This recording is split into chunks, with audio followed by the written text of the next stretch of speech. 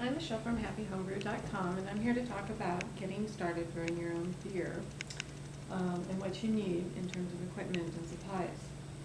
There's a lot of different reasons people decide they want to brew at home. Some people like the creative aspects of it, some people like the financial aspects.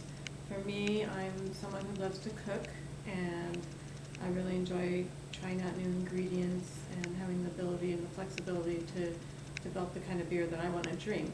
But I'm also interested in the financial savings. Brewing your own beer at home also brings you, by brewing my own beer, I can produce beer that I want to drink for about half the cost of what I pay for in stores. But there is an upfront cost that you'll need to start with in terms of getting yourself set up to brew your beer at home.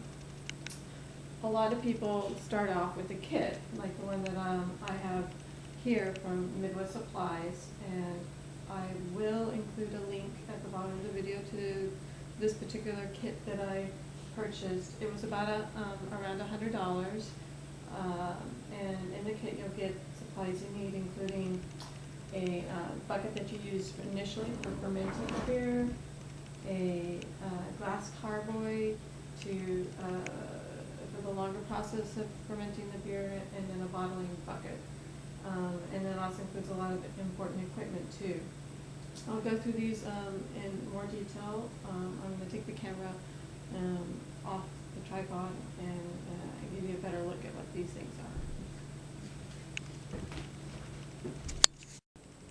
are. Okay, so here are some of the items that I got in this kit from Midwest Supplies. I should say a lot of the beer brewing equipment places online have similar kits. You'll want to look at them and compare probably the items they have. If different kits will have slightly different items in it. This one had everything in it pretty much that I felt that I needed to get started, and I think it's a great kit.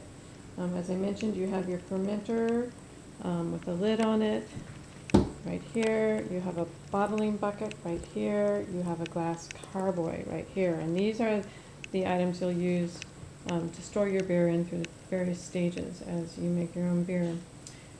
You also have some tools like a carboy brush. This helps get inside the carboy so you can clean it, and a bottle brush that helps you clean your bottles. It has items like stick-on thermometers. You can put this on your carboys and your fermenters to see what the temperature is as you're fermenting your items. Make sure it doesn't get too hot or too cold.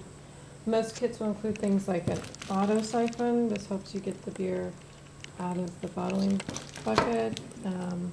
This is a bottle filler. You will stick it inside your bottles. It helps you fill them up to the right level. Caps for your bottles. Cleaning is very important. This is a one-step cleaner. Most kits will include something similar that allows you to clean and sanitize your items and not have to rinse it afterwards. A bottle capper, the bottle caps on the bottle when you're done. Some tubing and airlocks. These are also a very important part of any kit. You also may want some additional equipment like a thermometer, a mixing spoon. You're going to need a pot to cook the beer in initially. I use a stainless steel one. Bottles. You can either save some bottles that you're drinking. Make sure you have bottles that do not have a twist off, but just regular bottles. You can drink Sam Adams or something like that. You can just save your bottles, or you can purchase some nicer kind of stylish bottles with these easy lock caps on them. And then finally, your ingredients. I'm going to be brewing a kit from Midwest Supplies today. Lemon coriander rice. This kit cost a little over $30, and inside you'll have all the ingredients you need, such as malts, hops, pinene sugar, coriander seeds, This one uses some spices. You have your option of different kinds of yeast. I used a dry yeast because it's very hot right now where I'm living, and I don't want to have to worry about refrigeration, malts, hops, and some equipment to hold the hops and the grains in as you're brewing. So your initial setup cost will probably be somewhere between $100 and $130 for the equipment. A kit like this, if you choose to start using kits, is about $30. You can also go online and find some great recipes. One place I'd like to go to is homebrewtalk.com.